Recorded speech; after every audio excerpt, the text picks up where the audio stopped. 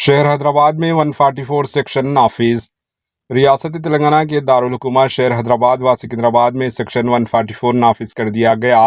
Commissioner police CV आनंद की जानिब से जारी करदा प्रेस नोट के मुताबिक 27 अक्टूबर 2024 की शाम 6 बजे से 28 नवंबर 2024 की शाम 6 बजे तक शहर में 5 से ज़ायद अफराद के जमा होने पर इत्मीनान आयद है, यानी कुल एक महीने तक 144 सेक्शन नाफिज रहेगा।